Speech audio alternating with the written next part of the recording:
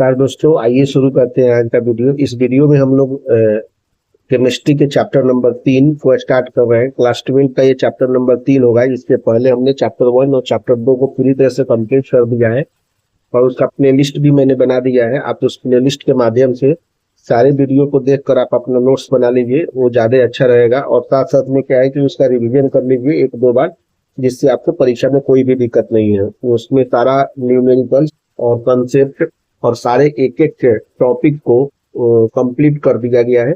आप उसे 1 बाय 1 करके कंप्लीट कर लीजिए। अब हम लोग शुरू कर रहे हैं चैप्टर नंबर 3, जिसे हम लोग बोलते हैं विद्युत रसायन यानी कि इलेक्ट्रोकेमिस्ट्री।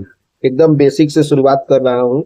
ये मेरा पहला क्लास होगा और जैसे जैसे क्लासेस आएंगे आप 1 बाय 1 इसे कंप्लीट करते चलिएगा। तो सबसे पहले हम लोग यहाँ पे देख लेते हैं कि विद्युत रसायन में सबसे पहला शुरुआत कर रहे हैं कि विद्युत चालक कहते किसको है। ठीक है, तो सबसे पहले हम लोग लिखते हैं विद्युत चालक। सबसे पहला कॉन्सेप्ट हम लोग यहाँ पे लिखते हैं, यहीं से शुरुआत करते हैं विद्युत चालक। क्योंकि विद्युत रसायन हम लोग पढ़ना है, इसमें चालक का चालक सब चीज को पढ़ना पड़ेगा। विद्युत चालक को हम लोग इंग्लिश में कहते हैं इलेक्ट्रिकल कंडक्टर। क्या कहते हैं? इलेक्ट्रिकल कंडक्टर्स कहते हैं, इलेक्ट्रिकल कंडक्टर। तो निश्चित रूप से अब आपको तो समझना चाहिए कि विद्युत चालक किसे कहते हैं। ये आज का क्लास बहुत ही बेसिक होगा। मतलब वे सभी पदार्थ जिनसे होकर विद्युत धारा प्रवाह हो सकती है उसे हम लोग विद्युत चालक कहते हैं। ये ऑलरेडी अब तक पढ़े होंगे क्लास 10th में भी। ठीक है, तो लिखेंगे वे पदार्थ, वे पदार्थ, वे पदार्थ जिनमें विद्युत धारा प्रवाह, विद्युत धारा, वे पदार्थ जिनमें विद्युत धारा प्रवाहित हो सकती है, विद्युत धारा प्रवाहित हो सकती है, विद्युत धारा प्रवाहित हो सकती है, प्रवाहित हो सकती है, उसे विद्युत चालक कहते हैं। उसे विद्युत चालक कहते हैं, विद्युत चालक कहते हैं। ठीक है, इसमें कोई दिक्कत नहीं है। जैसे एग्जाम्पल के तौर पे आपका एक हो जाएगा धातुएं। ठीक है, उसके बाद में होता है विद्युत अपघटियों के विलयन, विद्युत अपघटियों के विलयन, विद्युत अपघटियों के विलयन, के विलयन आदि। ठीक है ना, ये सभी हमारे एग्जाम्पल है। उसके बाद में नेक्स्ट कॉन्सेप्ट हम लोग पढ़ रहे हैं दूसरा नंबर में। विद्युत चालक हो गया, तो कुचालक किसे कहते हैं? ठीक है ना, कुचालक को इंग्लिश में हम लोग बोलते हैं नॉन कंडक्टर्स, नॉन कंडक्टर्स।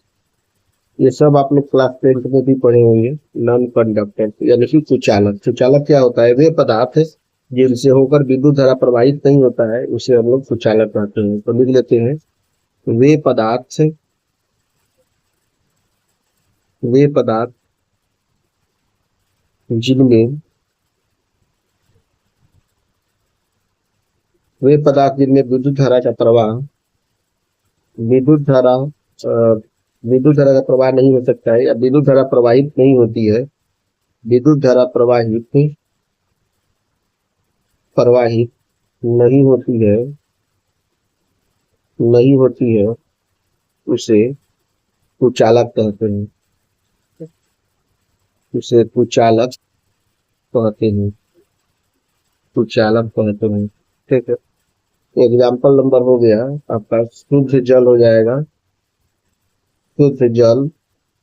उसके बाद में एग्जाम्पल हो जाएगा कांच, कांच के बाद में हो जाएगा रबर, रबर के बाद में हो जाएगा बर्फ। ठीक है ना, इत्यादि। ये सभी हमारे कुचालक के उदाहरण है। उसके बाद में लिखेंगे विद्युत चालक के प्रकार। नेक्स्ट पॉइंट लिखिएगा विद्युत चालकों के प्रकार, विद्युत चालकों के प्रकार। ठीक है ना, विद्युत चालकों के प्रकार में हो जाएगा types of, types of electrical conductors, electrical conductors, conductor, ठीक है ना। तो ये मुख्यतः दो प्रकार के होते हैं, दो प्रकार के होते हैं। सबसे पहला है आपका धात्विक चालक, धात्विक चालक जिसे हम लोग बोलते हैं metallic conductor, metallic conductor, conductor. और दूसरा नंबर में होता है आपका विद्युत अपघटनी चालक, विद्युत अपघटनी चालक, विद्युत अपघटनी चालक जिसे हम लोग कहते हैं इलेक्ट्रोलाइटिक कंडक्टर, इलेक्ट्रोलाइटिक कंडक्टर्स, ठीक है ना। ये दो चीज होता है। विद्युत चालक के दो प्रकार होते हैं, एक होता है धात्विक चालक जिसे हम लोग बोलते हैं मेटालिक कंडक्टर, दूसरा होता है विद्युत अपघटनी चालक जिसे हम लोग बोलते हैं इलेक्ट्रोलाइटिक कंडक्टर। अब हम लोग इसके आगे हम लोग पढ़ेंगे धात्विक चालक किसे कहते हैं, ठीक है। हमारे पास में अगला कॉन्सेप्ट है धात्विक चालक जिसे हम लोग बोलते हैं मेटालिक कंडक्टर। क्या होता है धात्विक चालक? मतलब एक तरह से धात्विक चालक मतलब जो भी धातु होते हैं उसमें मुक्त इलेक्ट्रॉन पाया जाता है, और जो कि मुक्त इलेक्ट्रॉन माने के कारण ही ये आवेश जो होता है एक स्थान से दूसरे स्थान तक ले जाने का काम करते हैं। ये सभी धातु को ही हम लोग धात्विक चालक के रूप में माने हम लोग जानते हैं, इसे ही हम लोग धात्विक चालक कहते हैं। तो मतलब इसका डिफिनेशन क्या होगा कि लिखिएगा सभी धातुओं में, जो कि सभी धातुओं में, सभी धातुओं में, सभी धातुओं में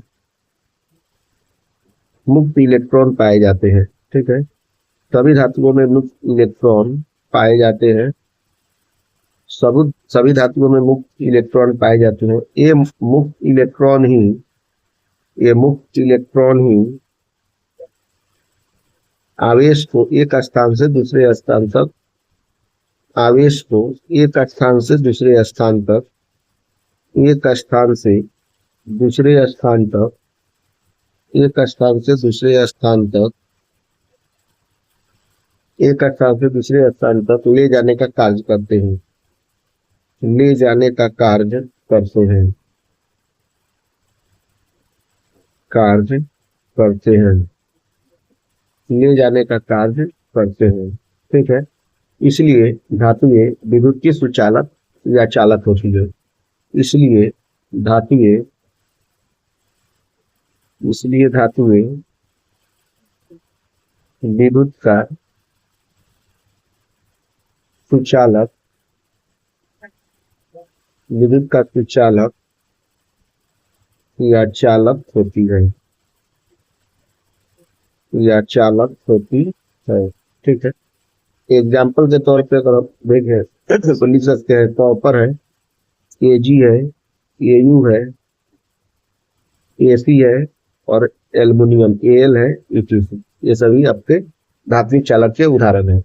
देखिए, लेकिन हम लोग जब हम लोग चैप्टर 1 पढ़े थे तो उस समय कोऑर्डिनेशन कंपाउंड जब हम लोग पढ़े थे सहसंयोजन बंध, तो उसमें हम लोग पढ़े थे कि ग्रेफाइट जो है एक अधातु है, परंतु ग्रेफाइट में क्या होता है मुक्त इलेक्ट्रॉन पाया जाता है, इसलिए ग्रेफाइट जो होता है विद्युत का चालक होता है। जैसे हम लोग होता क्या है कि ग्रेफाइट कार्बन होता है, कार्बन के ग्रेफाइट कार्बन का एक अपरूप है, कार्बन के अंतिम कक्षा में 4 इलेक्ट्रॉन होता है, बट ये इसके जो 3 इलेक्ट्रॉन ही बंद बनाते हैं, एक इलेक्ट्रॉन हमेशा खाली रहता है, यानी कि मुक्त इलेक्ट्रॉन पाया जाता है, जिसके कारण ग्रेफाइट जो होता है अधातु होता है। तो नोट में हम लोग लिख सकते हैं कि क्या लिखेंगे कि ग्रेफाइट एक अधातु है, ग्रेफाइट एक अधातु है, ग्रेफाइट एक अधातु है, परंतु ग्रेफाइट में, परंतु ग्रेफाइट में मुक्त इलेक्ट्रॉन पाया जाता है, परंतु ग्रेफाइट में मुक्त इलेक्ट्रॉन पाए जाते हैं, पाए जाते हैं, पाए जाते हैं, ठीक है। इसलिए ग्रेफाइट भी, इसलिए ग्रेफाइट भी विद्युत चालक होता है, विद्युत चालक है, विद्युत चालक है, ठीक है। विद्युत चालक है। तो इसके बाद में है, देखिए, धातुओं में आवेश को प्रवाहित करने का कार्य कौन करता है? मुक्त इलेक्ट्रॉन करता है, इसलिए धात्विक चालकों को इलेक्ट्रॉनिक चालक भी कहते हैं। नोट 1 और नोट 2 में लिखिएगा कि क्योंकि क्योंकि धातुओं में आवेश धातुओं में आवेश प्रवाहित करने का कार्य धातुओं में आवेश प्रवाहित हुए धातुओं में आवेश प्रवाहित करने का कार्य धातुओं में आवेश प्रवाहित करने का कार्य प्रवाहित करने का कार्य करने का कार्य धातुओं में आवेश प्रवाहित करने का कार्य मुक्त इलेक्ट्रॉन करते हैं मुक्त इलेक्ट्रॉन करते हैं मुक्त इलेक्ट्रॉन करते हैं इसलिए धात्विक चालकों को इसलिए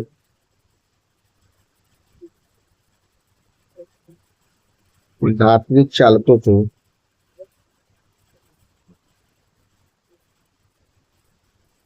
इलेक्ट्रॉनिक चालक भी कहते हैं इलेक्ट्रॉनिक चालक भी कहते हैं इलेक्ट्रॉनिक चालक भी कहते हैं चालक भी कहते हैं, इसमें कोई दिक्कत नहीं है। अब उसके बाद में हम लोग नेक्स्ट कॉन्सेप्ट पढ़ते हैं कि विद्युत अपघटनी चालक किसे कहते हैं। ठीक है,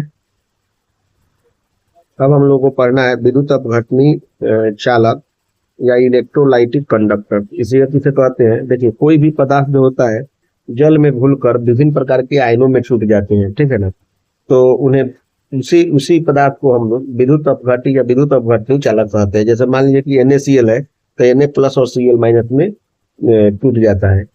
देखो, इनके आयन जो होते हैं, मुक्त आयन जो होते हैं, आवेश को प्रवाहित करने का कार्य करते हैं। निश्चित रूप से आयन के चलते ही वे लोग माने आवेश जो होता है प्रवाहित होता है। इसलिए विद्युत अपघटनी चालक जितने भी होते हैं पदार्थ, वो सभी को हम लोग आयनिक चालक भी कहते हैं। अब इसी को हम लोग लिख लेते हैं कि विद्युत अपघटनी चालक कहते किसको है। मतलब जो पदार्थ जल में घुलकर जल में घुलकर जल में घुलकर जल में घुलकर आयनों में टूट जाते हैं जल में घुलकर आयनों में टूट जाते हैं आयनों में टूट जाते हैं उन्हें विद्युत अपघटनी चालक कहते हैं। विद्युत अपघटनी चालक कहते हैं विद्युत अपघटनी चालक कहते हैं। ठीक है, एग्जाम्पल के तौर पे अगर लिखना चाहे तो लिख सकते हैं NaCl है, NaCl जो है Na प्लस Cl माइनस में चेंज हो जाता है। बेसिकली क्या होता है कि इनके जो मुक्त आयन होते हैं इनके मुक्त आयन आवेश को प्रवाहित करने का कार्य करते हैं। इनके मुक्त आयन आवेश को प्रवाहित करने का कार्य करते हैं आवेश को प्रवाहित करने का कार्य करते हैं प्रवाहित करने का कार्य करते हैं प्रवाहित करने का कार्य करते हैं। ठीक है, इसलिए विद्युत अपघटनी चालकों को आयनिक चालक भी कहते हैं। इसलिए विद्युत अपघटनी चालक को ही विद्युत अपघटनी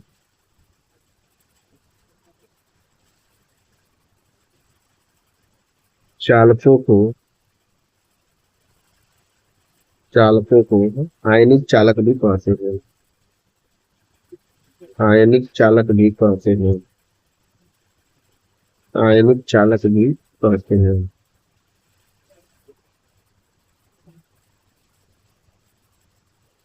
ठीक है, अब इसके बाद में हम लोग विद्युत अपघटनी चालक के प्रकार देख लेते हैं कितने प्रकार के होते हैं। यहाँ पे दिया हुआ है विद्युत अपघटनियों के प्रकार यानी कि टाइप्स ऑफ इलेक्ट्रोलाइट। तो ये बेसिकली कितने प्रकार के होते हैं, तो ये होते हैं आपको 2 प्रकार के होते हैं। ठीक है, 2 प्रकार के होते हैं दो प्रकार के होते हैं। ठीक है, एक पहला जो है वह है आपका प्रबल विद्युत अपघट्य, प्रबल विद्युत अपघट्य, प्रबल विद्युत प्रबल विद्युत अपघट्य, अपघट्य यानी कि strong electrolyte, strong electrolyte, electrolyte. ठीक है, तो प्रबल विद्युत अपघट्य में क्या होता है कि जो जल में घुलकर पूर्ण रूप से 100% आयनित हो जाते हैं उसे हम लोग प्रबल विद्युत अपघट्य कहते हैं। जो जल में घुलकर जो जल में घुलकर जल में घुलकर पूर्ण रूप से यानी कि 100% आयनित हो जाते हैं, आयनित हो जाते हैं, आयनित हो जाते हैं, उसे प्रबल विद्युत अपघट्य कहते हैं, प्रबल विद्युत अपघट्य कहते हैं, अपघट्य कहते हैं। ठीक है, ये बेसिकली 3 प्रकार के होते हैं। ये कितने प्रकार के होते हैं? ये 3 प्रकार के होते हैं, ये 3 प्रकार के होते हैं। ठीक है, सबसे पहला टाइप है आपका प्रबल अम्ल, जिसको बोलते हैं प्रबल अम्ल। ठीक है, प्रबल अम्ल को हम लोग बोलते हैं स्ट्रॉन्ग एसिड, स्ट्रॉन्ग एसिड। इसका एग्जांपल हो जाएगा आपका HCl, H2SO4, ठीक है, HNO3। तो दूसरा नंबर पे है आपका प्रबल क्षार, प्रबल क्षार, प्रबल क्षार को हम लोग बोलते हैं स्ट्रॉन्ग बेस, स्ट्रॉन्ग बेस मतलब ये हो गया आपका NaOH, क्या हो गया KOH। ठीक है, और तीसरा नंबर पे हो गया आपका सभी लवण, जितने भी लवण है ये सभी लवण। तो लवण में हो गया ऑल साल, ठीक है ना, ऑल साल्स में हो जाएगा NaCl, फिर उसके बाद में KCl, फिर CH3, COONA। ठीक है ना, ये सभी हमारे एग्जाम्पल्स हो गए। अब उसके बाद में हम लोग नेक्स्ट देखते हैं दुर्बल विद्युत अपघट्य क्या होता है। अब हम लोग को देखना है दुर्बल विद्युत अपघट्य या वीक इलेक्ट्रोलाइट, मैंने वे सभी विद्युत अपघट्य जो जल में घुलकर बहुत कम आयनित होते हैं उसे हम लोग क्या कहते हैं? दुर्बल विद्युत अपघट्य कहते हैं। यह 2 प्रकार का होता है, दुर्बल क्षार और दुर्बल अम्ल। तो लिख लेते हैं दुर्बल विद्युत अपघट्य मतलब वे विद्युत अपघट्य, वे विद्युत अपघट्य, वे विद्युत अपघट्य, वे विद्युत अपघट्य जो जल में घुलकर, जो जल में घुलकर, जो जल में घुलकर, जल में घुलकर बहुत कम आयनित होते हैं, बहुत कम आयनित होते हैं, बहुत कम आयनित होते हैं, बहुत कम आयनित होते हैं, दुर्बल विद्युत अपघट्य कहलाते हैं, दुर्बल विद्युत अपघट्य कहलाते हैं, विद्युत अपघट्य कहलाते हैं, विद्युत अपघट्य कहलाते हैं। ठीक है ना, यह 2 प्रकार का होता है, यह 2 प्रकार का होता है, 2 प्रकार का होता है। ठीक है, कौन कौन सा? सबसे पहला होता है आपका दुर्बल अम्ल, दुर्बल अम्ल जिसे हम लोग बोलते हैं वीक एसिड्स, वीक एसिड्स। ठीक है, वीक एसिड मतलब एग्जाम्पल के तौर पर हो जाएगा CH3COOH और हो जाएगा H2CO3। और दूसरा नंबर पे हो जाता है आपका दुर्बल क्षार, दुर्बल क्षार जिसे हम लोग बोलते हैं वीक बेसिस, वीक बेसिस मतलब ये हो जाएगा आपका NH4OH। ये हमारा हो गया। नोट में करके लिखिएगा कि प्रबल विद्युत अपघट्य जो होता है जिसमें आयरन की मात्रा और आयरन का वेग अधिक होता है, दुर्बल विद्युत अपघट्य में आयरन की मात्रा और आयरन का वेग कम होता है। नोट में पहला नोट लिखेंगे कि प्रबल विद्युत अपघट्य में क्या होता है, प्रबल विद्युत अपघट्य में होता क्या है कि आयनन की मात्रा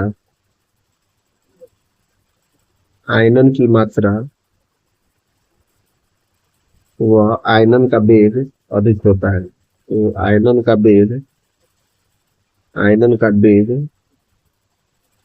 अधिक होता है, ठीक है।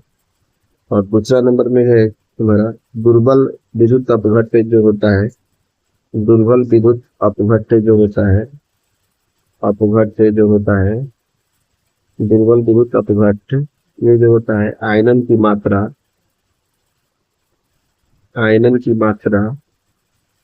वह आयनन का वेग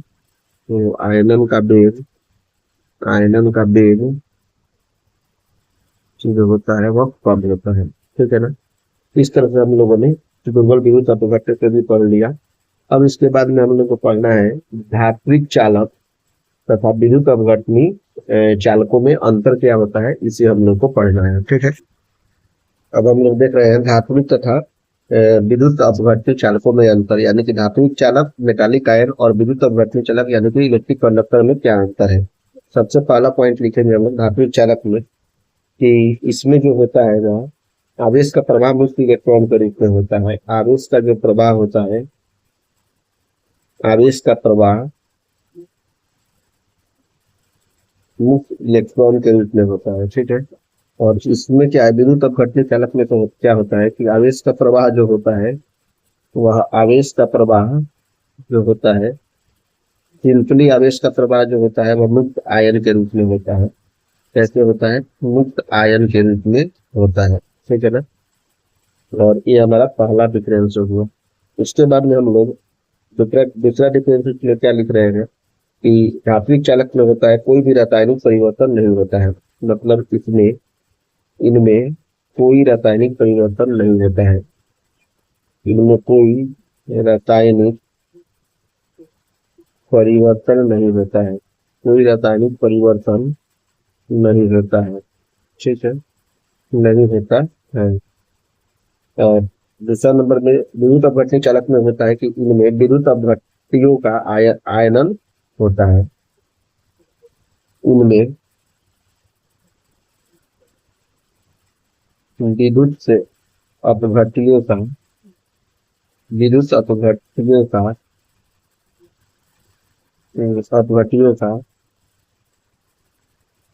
आयनन होता है, ठीक है।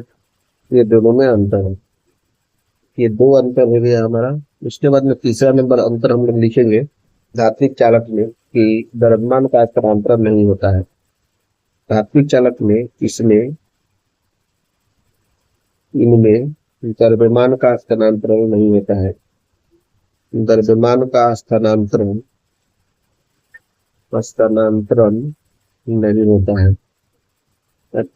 नहीं होता है, ठीक है। और तीसरा नंबर में लिखेंगे विद्युत अपघट्य चालक में इसमें द्रव्यमान का स्थानांतरण होता है, द्रव्यमान का स्थानांतरण होता है,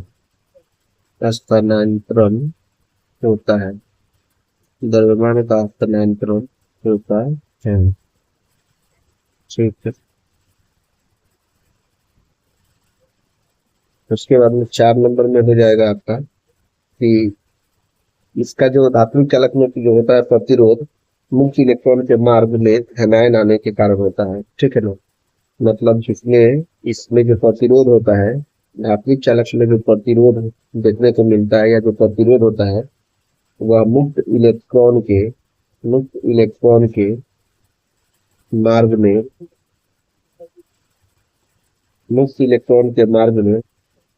धनायन आने के कारण होता है, धनायन आने के कारण होता है, धनायन आने के कारण होता है, ठीक है।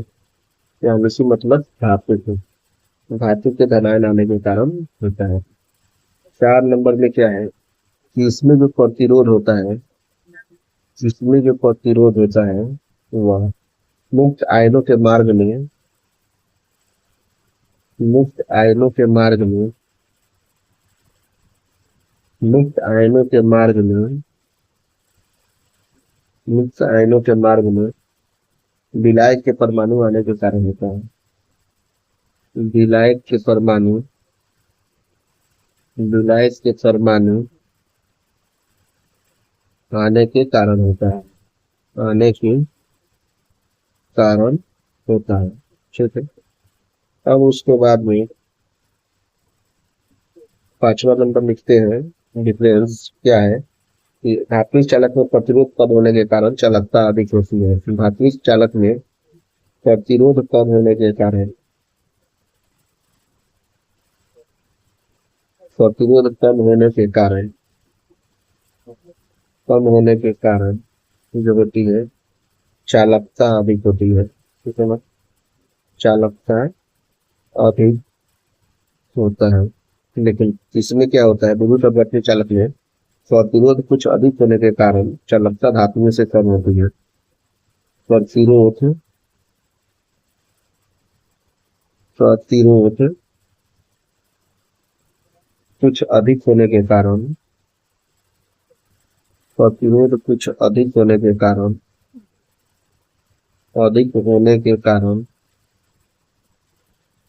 प्रतिरोध कुछ अधिक होने के कारण चालकता